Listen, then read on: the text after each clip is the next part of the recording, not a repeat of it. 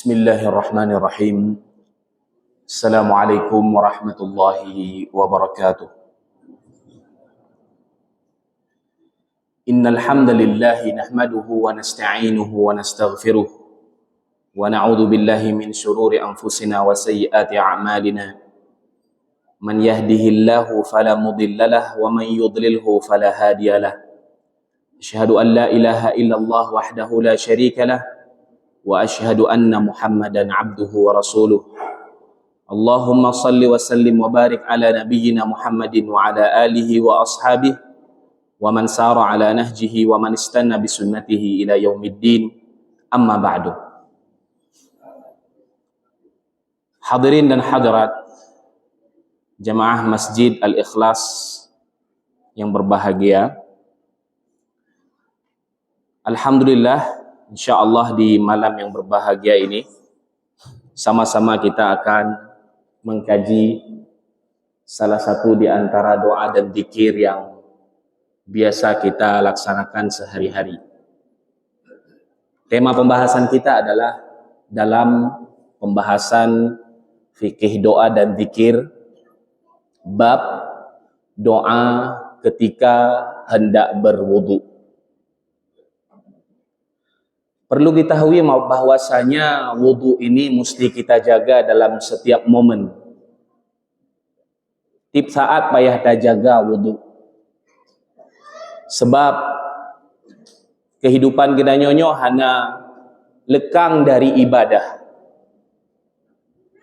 Supaya menjaga kesucian kita, supaya menjaga agar diri kita senantiasa melekat dengan sifat-sifat orang-orang yang senantiasa bersuci. Apakah wudu itu merupakan satu ibadah? Jelas, wudu itu adalah ibadah dan berpahala kalau kita buat. Jadi jangan sangka bahwa ketika kita berwudu, maka wudu itu tidak akan mendatangkan pahala kepada kita. Sungguh di sana akan mendapatkan pahala. Dan poin yang paling penting adalah jika wudunya itu sesuai dengan wudunya Nabi SAW. Ini bab sederhana. Kadang-kadang kalau kita dengar bahwa penyampaian tentang agama ini itu aja bab pokok temanya, ya memang itu aja. Pengkajiannya adalah tentang ibadah banyaknya, tentang perilaku kehidupan manusia. Dan kalau memang dia sudah melaksanakannya sesuai dengan anjuran yang Nabi SAW ajarkan, sudah bagus, pertahankan, istiqamah. Tapi kalau belum, maka perlu dia koreksi. Ini wudhu saya sudah sesuai apa belum? Ini metode yang saya apa cara yang saya pakai ini ada nggak hadisnya dari Nabi SAW? Karena pada dasarnya ibadah itu ada mengikat satu aturan. Hudib gedanyo mandung na aturan. Di jalan raya ada aturan. Kalau lampu merah jangan ditabrak. Kalau lampu kuning mesti berhati-hati.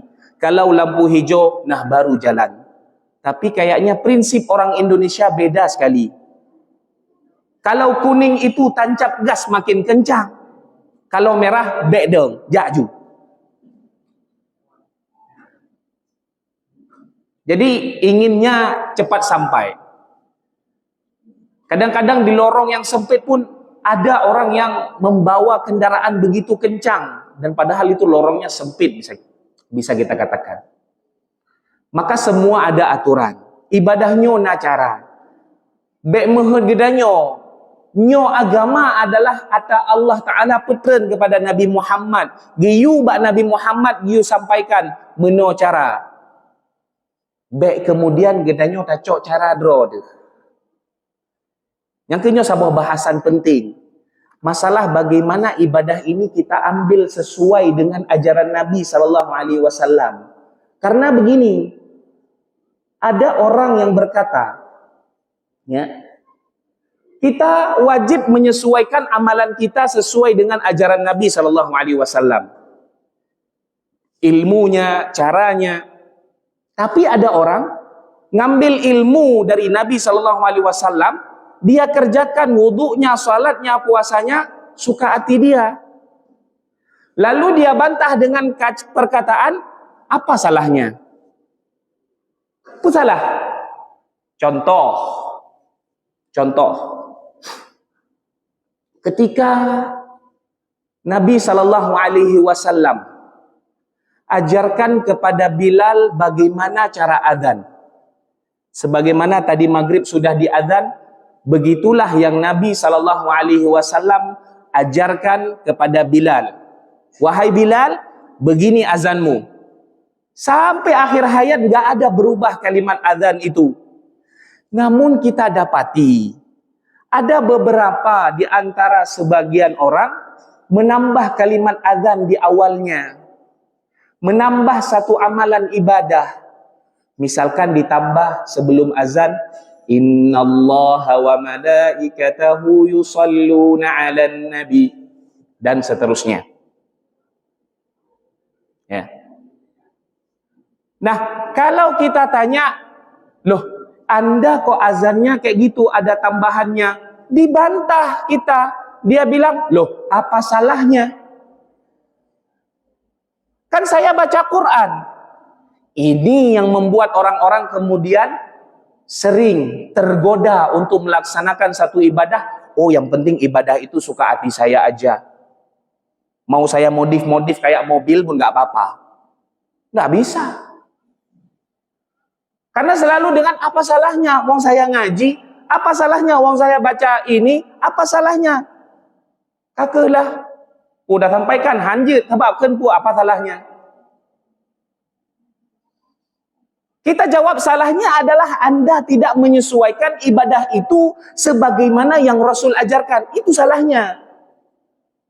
Azan Anda sudah betul, tapi ada kalimat yang tidak ada di situ yang Nabi Shallallahu Alaihi Wasallam ajarkan. Mau dari awal Bilal sampai menjelang akhir hayatnya nggak berubah kok kalimat azan, nggak ada menambah di awal dan di akhir kalimat itu, nggak ada. Kok berani-berani kita mau menambah? Nanti kata lagi, apa salahnya Ustaz? Selalu begitu, berputar-putar. Maka kalimat ini menggoda bagi sebagian umat. Apa salahnya saya berzikir setelah sholat? Nggak salah berzikir setelah sholat. Cuma cara. Pernah ada cok cara lagi Nabi Sallallahu Alaihi Wasallam bahana nyian agak. Jadi hana dawa bahwa dalam ibadah ikrar gedanyo kepada Nabi asyhadu anna Muhammadar Rasulullah nyan takun mentang pahana ada bubut.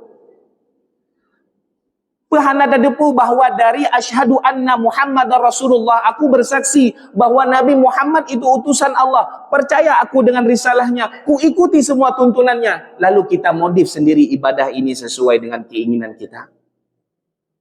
Lalu hendak kita tambah-tambah dan kita merasa aman bahwasanya oh enggak apa-apa ini. Wallahu alam. Kadang-kadang itulah syaitan suka menarik-narik. Kalau nggak ditarik lewat jalan syirik, ditarik lewat jalan-jalan yang lain. Ditarik untuk mengamalkan sesuatu yang memang bukan ajarannya dari Nabi, agar ibadah ini sia-sia. Maaf cakap, saya memang bukan pakar ruqyah. Bukan orang ahli ruqyah dan nggak mau kalau disuruh ruqyah orang. Karena menurut cerita guru-guru saya yang ahli ruqyah semua, resiko orang beruqyah itu kalau nggak siap. Ya karena jin itu kan sifatnya dia pendendam. Kalau setelah kita ruqyah, kita kuat waktu diserang, ya nanti anak-anak kita atau keluarga kita yang diserang. Memang harus siap. Wallahu alam seperti itu. Nah, kalau kita lihat bagaimana ada di antara ayat-ayat orang ketika menuliskan sihir itu dengan ayat Al-Quran yang padahal nggak ada tuntunannya dari Nabi. Maka arahnya ke situ. Syaitan selalu menarik ke situ. Cikalang kadang-kadang mbak dukun nah menulisin ayat Al-Quran. Cuman ayat Al-Quran nah gue pakai ayatnya nih. Atau ada doa-doa memang yang memang dengan bahasa Arab doa itu. Tapi kalau kita perhatikan bait dan artinya nggak sesuai dengan yang Nabi ajarkan, malah justru menjerumuskan kepada syirik. Ada sadar? Dipakai oleh mereka. Dukun juga pakai Bismillahirrahmanirrahim. Alihnya hanpui kenle, gadah ju. Ya kan? Bla bla bla bla bla. Kayak kenayat deh. Hang debu bui kun. Maka itulah segala sesuatu perbuatan yang nggak ada dari Nabi, ya ada bisikan dari syaitan untuk diajak melaksanakannya, melakukannya. Maka justru kita waspadai. Baguslah kalau ada dalam diri kita, ada orang yang bertanya, Ustadz, ini kira-kira amalan saya ini ada nggak, sesuai nggak? Ini sebuah perbuatan yang bagus. Ketika kita takut kalau kita amalkan satu perbuatan ini, walaupun kita dengar dari seorang ustadz, dari seorang kiai, dari seorang guru, mestilah kita perhatikan dulu dari mana sandarannya. Kadang-kadang orang mudah dalam memposting satu postingan tentang satu amalan ibadah. Kalau anaknya mau ganteng, baca surat Yusuf. Kalau anaknya mau cantik, baca surat Maryam. Kalau anaknya mau begini, baca ini. Kalau mau kaya, baca surah Al-Waqi'ah. Mana tuntunannya? Jangan bilang apa salahnya. Jangan. Tapi mana tuntunannya? Jadi siap nggak nanti kalau kita ditanya di hadapan Allah, kenapa Anda menyelisihi Nabi Muhammad? Pertanyaannya begitu. Bukan pertanyaannya adalah kenapa Anda nggak kayak kampung itu beribadah. Hana kita yang menan. Karena standar kebenarannya adalah kan kampung, kan kota, kan Indonesia standar kebenarannya. Standar kebenarannya adalah Quran. Nah Quran begah, nah hadis begah, pubut. Menyahana demile, preh. Nah dalil buhana. Nyan ke gedanyo sebagai umat muslim yang beragama, bertauhid kepadanya, mengikuti Nabi, ittiba'ur Rasul. Sebab syarat gedanyo diterima ibadah oleh Allah Ta'ala adalah karena gedanyo ikut Nabi. Jemaah sekalian, kita lanjut dengan masalah bab wudu. Yang salah satu menjadi aturan dalam berwudu adalah membaca doa. Sebelum berwudu, kita diminta oleh Nabi SAW untuk membaca doa. Apa doanya? Doanya simple. Nggak perlu bawa kertas, nggak perlu ditulis. Cukup dengan membaca Bismillah. Cukup. Dalilnya, mana ada pegang Ustaz payah pakai dalil. Pakai dalil. Dalilnya apa? Nabi SAW bersabda, La salata liman la wudu'a lahu. Nggak ada salat. Nggak dihitung salat kalau orang nggak punya wudu atau tidak berwudu. Bahkan sebagian ulama mengatakan bahwasanya dosa besar kalau dia sengaja salat nggak pakai wudu, langsung salat aja lah, aku berwudu. Ketahuilah bahwasanya kunci miftah salah itu adalah ada pada wudu. Kunci keberhasilan salat ada terletak pada wudu. Bagaimana wudunya? Maka kadang ada orang, kenapa saya salat begini was-was? Kenapa begini salat? Ada sebab. Sebabnya bisa jadi adalah diantaranya di dalam wudunya yang kurang beres. Mungkin wudunya dia ambil paket ekspres. Paket ekspresnya biasa bayi tebit dari tempat wudu lagi mana waju. Ada juga yang paketnya macam-macam paket. Paket besar, airnya aja besar, tapi anggota wudunya nggak basah. Banyak kita lihat seperti itu. Mendang beraya dah. Menyegaknya menyegak wudu lah sabah gayung sip, menyegaknya sabah galon hansip. 1 galon dia nggak cukup. Padahal Nabi SAW dalam sebuah riwayat Imam Bukhari dan Muslim mengatakan bahwasanya kana Nabiyyu sallallahu alaihi wasallam yatawaddau bil mud. Nabi itu berwudu dengan ukuran kadar 1 mud. Nyo mud. Mud itu adalah 2 genggaman atau 2 rahub lagi. Urang jaro, urang raya. Nyangkehnya gepanan mud. Nabi berwudu mud. Jeta cok patokan nyangkehnya ge mud. Saboh akuanyo. Meno Nabi sallallahu alaihi wasallam wudu ngan saboh mud, kan ngan saboh galon. Pulung galon minyak, yang kepala. Habis sabah galon minyak. Kan mana cara wudu? Kadang-kadang orang berwudu itu dia sambil ngobrol. Apakah boleh Ustaz kita mengobrol sambil berwudu? Boleh. Namun perlu kita perhatikan juga keadaannya. Jangan Anda ngobrol, airnya sudah berjalan 5 galon. Boleh. Ketemu kawan, Assalamualaikum, kiban, apa khabar, Pak Aga, alhamdulillah, lanjut lagi wudu. Tidak membatalkan. Tapi kalau Anda buka keran air, Assalamualaikum, kiban, dah haju, apa haju. Yang menan.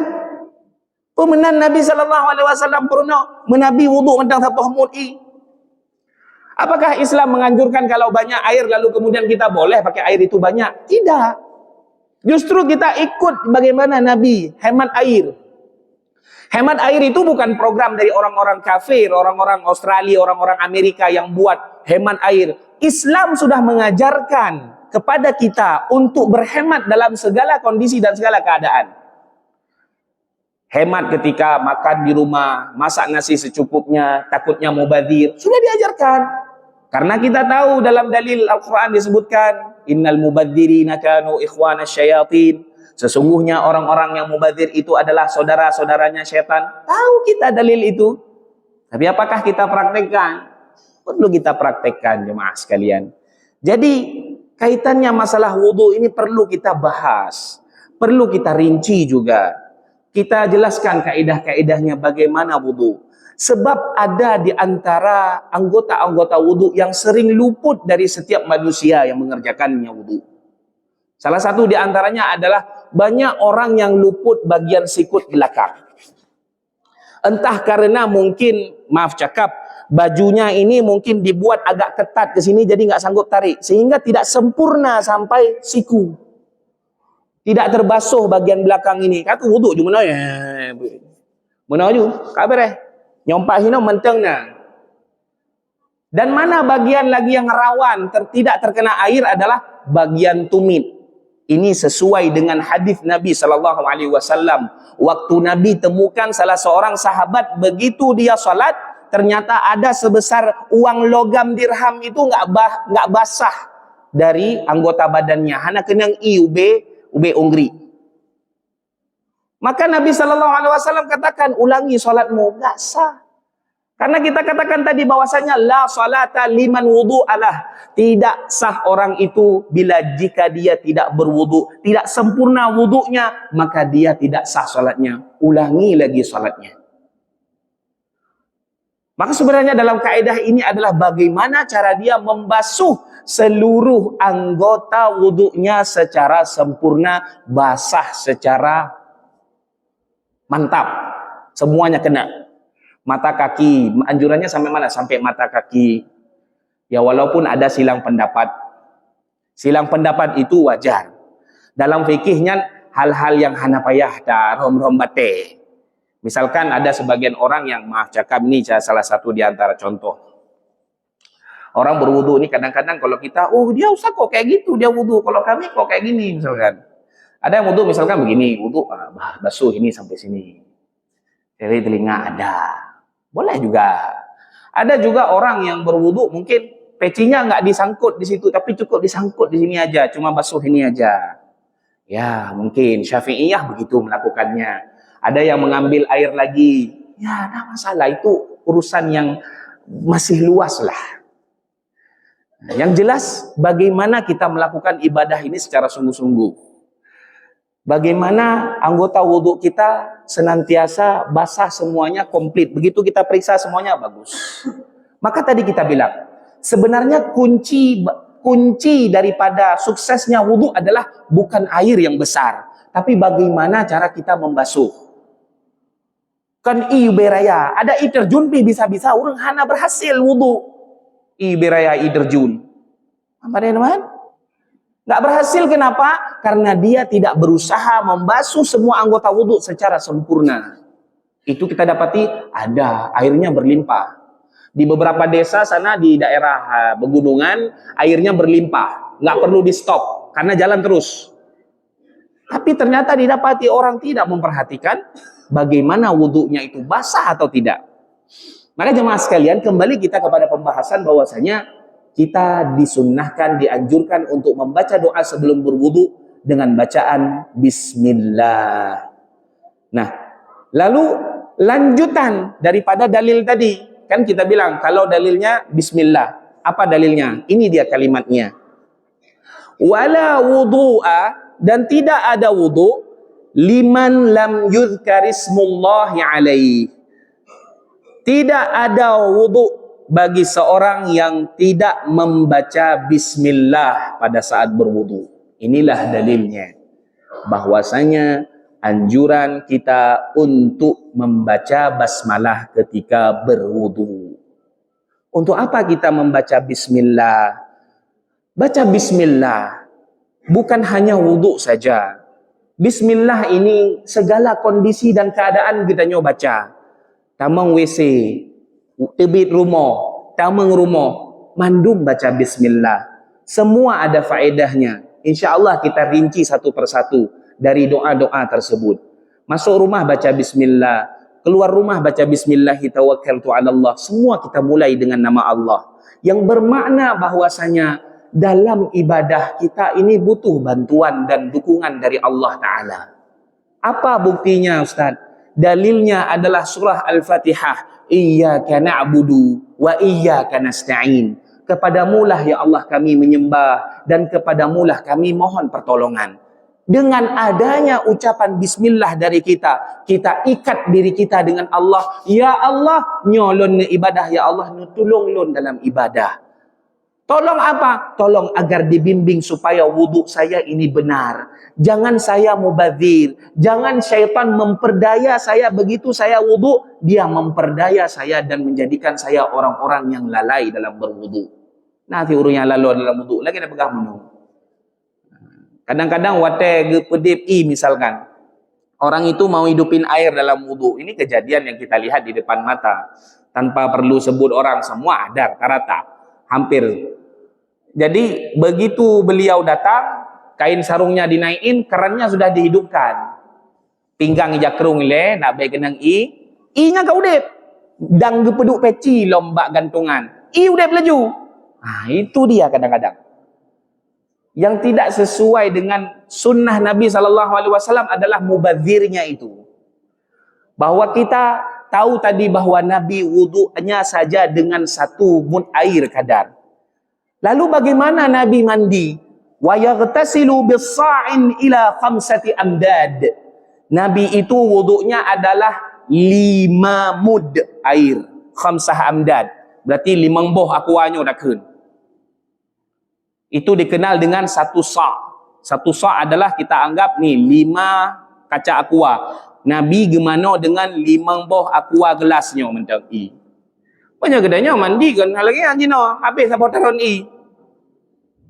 sabot tandon habis macam mana pula dengan itu lebih-lebih lah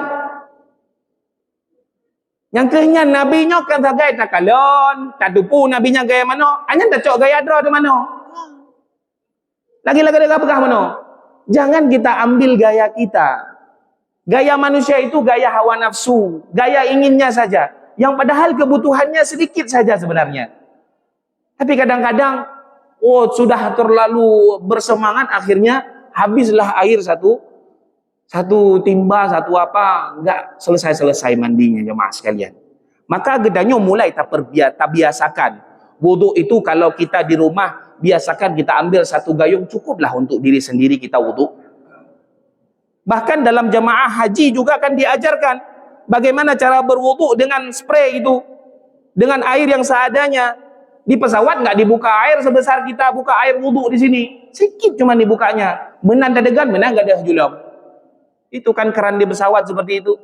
Suruh hemat air juga di pesawat, karena nanti nggak ada turun lagi di Singapura pergi isi air gara-gara kita pakai air banyak. Maka jemaah sekalian, menghemat ini adalah hemat dalam segalanya, menghemat. Pemborosan itu adalah tidak dianjurkan dalam Islam untuk berboros-boros dalam segala hal dan kondisi. Baik harta, baik segalanya. Islam melarang kita untuk sifat berlebih-lebihan. Maka jemaah sekalian, karena kita minta pertolongan kepada Allah untuk berwudu, karena ada orang yang bisa wudu, mau wudu, tapi nggak bisa wudu.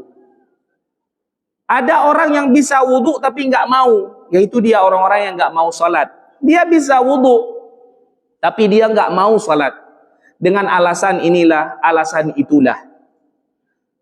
Alah nanti saja. Kadang suka dinanti-nanti kalau ditanya sholat.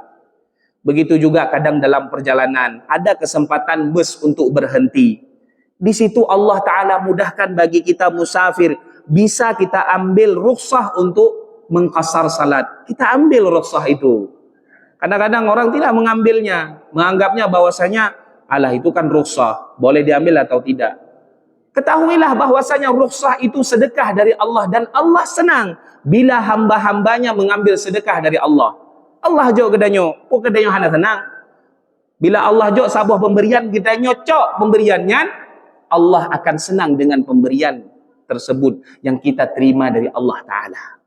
Maka jemaah sekalian, ada juga orang yang mau wudu, tapi ternyata nggak bisa wudu. Kenapa? Karena sakit. Ada orang yang sakit, memang sakitnya itu parah. Menurut dokternya sudah tidak bisa dulu kena air sementara, harus bertayamum. Maka apa boleh buat? Sebagaimana fikih pun memperbolehkan, jika dia tidak mampu, maka dia boleh bertayamum. Lalu kemudian jemaah sekalian, ada juga memang kondisi orang itu berwudu karena memang nggak ada air. Dia datang ke gunung atau berada di padang pasir, tidak didapati air ketika dia hendak berwudu, maka boleh dia bertayamum. Tayamum itu simple, tayamum itu sederhana sebenarnya, cukup membasuh, cukup mengusap di kepala mukanya dengan telapak tangannya saja. Tepuk saja, nggak perlu buka peci, nggak perlu buka sepatu, nggak perlu buka apa-apa. Cukup kita arahkan diri kita, kita cari debu yang mudah, yang bersih, kita bersihkan. Periksa dulu debunya itu ya, kadang-kadang di debu itu suka ada tai kucing juga. Kita merahum mi. Jadi kita lihat dulu debu itu. Maka kita tiup dia, kita tepuk sekali saja, kita sembuskan, lalu usap, beres. Memang ada riwayat yang mengatakan bahwasanya tayamum itu sampai sini. Namun jumhur ulama, banyak ulama meriwayatkan bahwasanya tayamum itu cukup sampai pergelangan saja. Memang kami dulu belajar seperti itu, bahwa tayamum itu sampai sini dulu. Tapi kemudian setelah ditelusuri hadis-hadis Nabi SAW, bahwasanya Nabi SAW dalam bertayamum adalah cukup seperti demikian. Tepuk sekali, tiup. Lalu kemudian tidak perlu mengambil lagi, tepuk lagi. Ada riwayat lain memang 2 tepukan, tidak masalah. 1 tepukan sudah cukup, lalu dia basuh wajahnya, lalu kemudian dia usap bagian atas. Kok bagian bawah nggak perlu? Karena sudah kita tepuk tadi dengan debu. Jadi nggak perlu lagi kita usap bagian bawah. Cukup tepuk, usap mukanya, lalu kemudian bagian kanan kita usap yang atasnya, lalu bagian kiri kita usap atasnya. Nggak perlu begini lagi. Selesai, sholat. Beres. Dan itu mudah bagi perempuan. Kalau kita bilang gaya tayamum tadi. Kenapa? Karena perempuan kalau silaknya lagi, dia kan kadih aurat. Maka kalau dia nggak perlu begini, ya tinggal dia begini saja. Itu mudah bagi perempuan, mudah bagi laki-laki. Nggak perlu tersingkap auratnya. Maka inilah yang kemudian pendapat yang diambil oleh para ulama, bahwasanya beginilah tayamumnya Rasul Sallallahu Alaihi Wasallam. Jadi seperti itu. Baik, kita lanjutkan. Jemaah sekalian, mempelajari tata cara wudu itu penting bagi kita. Karena wudu itu adalah harus mualat, berurutan. Hana cok akile yang berumuka hana. Lagi urutan yang gepegah oleh Nabi sallallahu alaihi wasallam. Pupun misalkan, basuh tangan, berkumur-kumur, beristinsyak, sunnah, ya kan? Lalu kemudian membasuh wajah, wajah semuanya batasan-batasan wajah dia basuh. Jenggot-jenggotnya dia sela kalau jenggotnya tebal. Kalau nggak ada jenggot, ya udah dagunya aja dibasahkan. Lalu kemudian tangannya dia perhatikan. Kalau kira-kira lengannya hae tarik sampai uno, sud baje. Supaya apa? Supaya seluruh air merata kena bagian siku-sikunya. Kemudian apa lagi? Setelah membasuh siku tentunya adalah membasuh kepala. Bagi saya, kalau saya, pendapat saya adalah tadi, basuh kepala itu dengan sekali usapan disambung dengan telinga. Tapi saya tidak menafikan, langsung saya katakan, oh nyahana, yang lagi mau ada pegah, mutu necok ilain untuk nebasuh punyung, nyan hana masalah. Hana dawa dalam babnya. Punya lagi mana pegah? Cok mana? Balik lau ke? Hanya sambung dengan punyung? No problem. Itu yang saya ambil pendapatnya. Tapi ada orang lain yang mengambil pendapat seperti ini. Lalu kemudian begini. No problem, tak masalah. Luas. Jadi jangan sampai kita, oh tinggal je, oh nyoh, oh kelompoknya. Anda menang. Ketahuilah bahwasanya kita sudah cukup apa lama lagi berkelompok-kelompok. Cukuplah kita saat ini bagaimana kita bertenggang rasalah.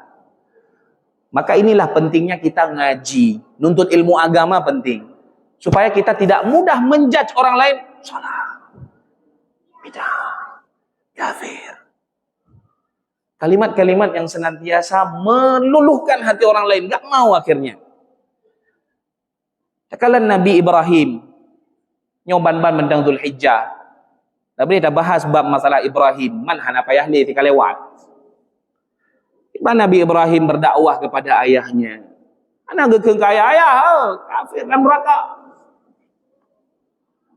Tapi dikatakan kepada Nabi Ibrahim, wahai ayahku, aku takut engkau masuk ke dalamnya.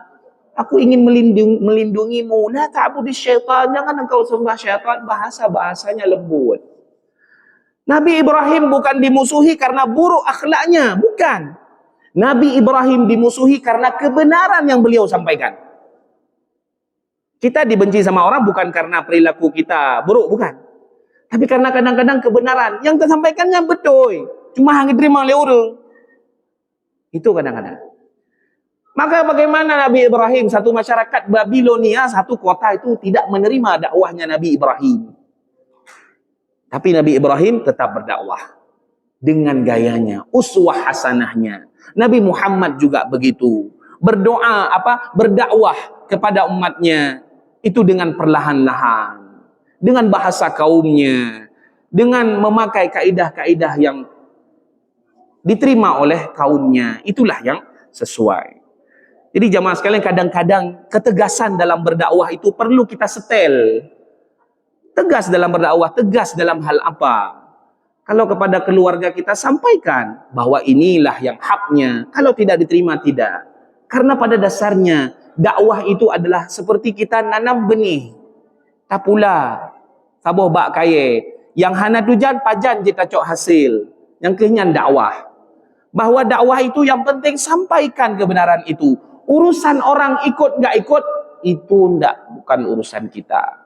Dalam hadis sahih, Nabi SAW pernah bersabda bahwasanya ketika Nabi melihat satu keadaan di hari kiamat nanti, Nabi melihat nabi-nabi itu akan berkumpul dengan umatnya masing-masing.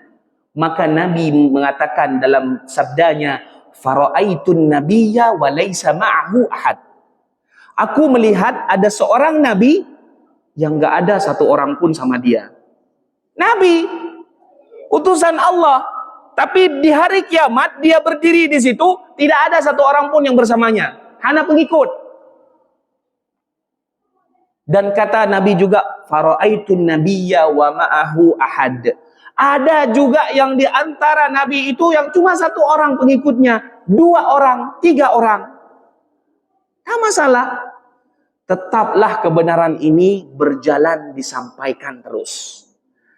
Gak tahu hasilnya kita kapan akan kita petik jemaah sekalian. Mengukuran Nabi mentang 4 na yang hana umat, pulau gedanyo yang biasa. Kan utusan Allah, tapi hamba Allah.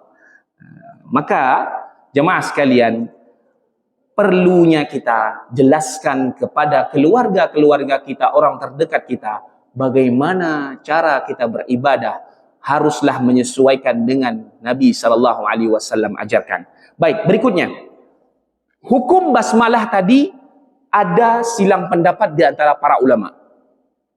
Kalau kita lihat dalil, dikatakan la wudu'a, hana wudu, atau alias enggak sah wudunya liman lam yuzkar ismullahi alaih, kalau dia tidak membaca bismillah. Berarti menyahana baca bismillah, hana sah wudu. Pekeh menan? Maka para ulama terbagi menjadi dua pendapat. Ini dua pendapat dulu, nggak tahu ada pendapat ketiga atau keempat. Yang jelas ada dua yang kita kumpulkan di sini. Pendapat pertama mengatakan wajib. Wajib baca bismillah. Sesuai dengan dalil. Kalau dia sudah tahu hukumnya, sengaja dia tinggalkan, maka nggak sah wudunya. Tapi pendapat ulama yang mengatakan wajib ini menafikan, mengecualikan orang yang lupa dan orang yang nggak tahu. Menyagaknya tua ke? Ban wudu tua. Lupa, anda baca bismillah, maka wudunya tetap sah. Ingat? Maka wudunya tetap sah. Atau kalau dia tadi tidak tahu, kalau ditanya, doa wudu apa? Hana, nggak tahu, saya wudu aja terus. Maka wudu orang itu tetap sah. Ini pendapat pertama yang mengatakan bahwasanya membaca bismillah ketika wudu itu hukumnya wajib. Baik. Ada pendapat kedua. Pendapat kedua dari mana? Dari mayoritas ulama. Berarti mayoritas kan le ulama berarti. Kan tiro. Tanya ulama pu utuha. Mayoritas ulama mengatakan bahwa membaca bismillah ini adalah sunnah. Mayoritas ulama, berarti jumhur ulama mengatakan bahwa membaca basmalah ketika hendak berwudu itu hukumnya sunnah. Dalilnya ada. Dalilnya adalah perbuatan seorang sahabat ketika dia masuk ke dalam masjid lalu dia salat. Salatnya tadi kita bilang paket ekspres. Paket ekspresnya tajam. Shopee ekspresnya bagah teruk. 2 euro katro paket, metipek rumah paket. Nyona salat yang ekspres, 2 minit per rakaat jadi. Salat apa? Bukan hanya salat itu saja, salat tarawih pun sama, tidak ada paket ekspres. Karena dalam salat itu ada satu rukun yang mesti kita penuhi, yaitu dia namanya tumakninah. Jeda. Nggak langsung berpindah, tapi ada jeda. Sami'allahu liman hamidah, Rabbana walakal hamd. Dan bacut baru Allahu Akbar. Teman menyeurung cok paket ekspres no kiban Allahu Akbar, Sami'allahu liman hamidah, Allahu Akbar. Teman menyeimum menang-menang makmum kiban makarat. Kadang-kadang jemaah sekalian, ya, meimum mentang bagah kebaca Al-Fatihah mentang makarat makmum. Maka itu dia jemaah sekalian. Dalam ibadah ini tergesa-gesa. Sahabat ini juga seperti itu. Dia tergesa-gesa dalam beribadah, baga-baga, perle bagahli. Alihnya orangnya merupak dengan Nabi SAW, duduk dengan Nabi. Sapa Nabi, Assalamualaikum, Waalaikumsalam, kebegah Nabi. Salli, fa innaka lam tusalli. Salat lam, ulang lam. Bukan Rasulullah, kahnya hana salat.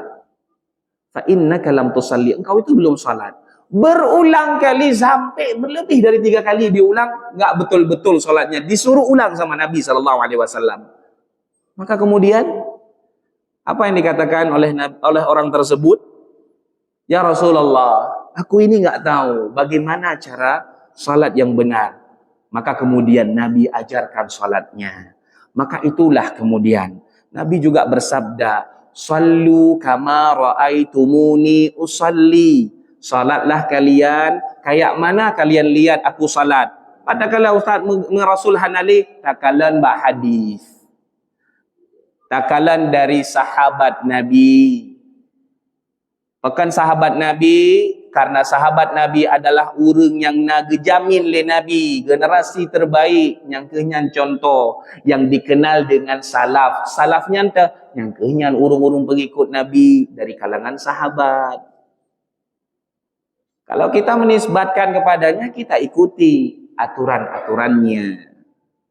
Maka jemaah sekalian, kemudian Nabi bersabda, sebagaimana ketika engkau hendak mulai salat, maka wuduklah sebagaimana wuduk yang telah Al-Quran ajarkan. Di sini para ulama kemudian garis bawahi, Nabi bersabda bagaimana Al-Quran ajarkan. Berarti kita harus merujuk kepada surat Al-Maidah, kalau nggak salah ayat 3 ya, ayat 6. Ya ayyuhalladzina amanu idza qumtum ilas shalah faghsilu wujuhakum wa aydiyakum ilal marafiq. Di dalam ayat ini langsung disebutkan faghsilu wujuhakum, langsung basuh wajah, tapi tidak disebutkan bismillah. Maka para ulama, mayoritas ulama berpendapat dengan dalil ini, bahwasanya basmalah itu tidak wajib, tapi hukumnya sunnah, bahkan sangat dianjurkan. Ya, jelas. Jadi inilah. Jadi mana kalau kita ambil mana yang kira-kira? Kalau kita mau mendapatkan pahala daripada wudu ini, maka kita praktekkan tadi, yaitu dengan membaca bismillah. Bismillah aja, nggak pakai Rahmanir-Rahim, karena Nabi ajarkan cukup bismillah saja. Baik, poin yang terakhir yang ingin kita sampaikan adalah, adakah doa ketika kita berwudu? Adakah doa yang kita sampaikan? Misalkan begini, sebab kita tengok di kalangan masyarakat atau di kalangan orang-orang, bahwa ketika mereka wudu itu, ada yang sesuatu mereka ucapkan. Sebelum basuh muka, baca doa ini. Sebelum basuh tangan, baca doa ini. Sebelum basuh ini, baca doa ini. Ini ada salah satu saya ambil dari daripada doa di Google lah, di Mbah Google ini. Saya lihat bahwasanya ada doa ketika kita mau berkumur-kumur, itu doanya ada. Jadi sebelum berkumur-kumur itu ada doanya. Misalkan, contoh, Allahumma a'inni ala dzikrika wa syukrika.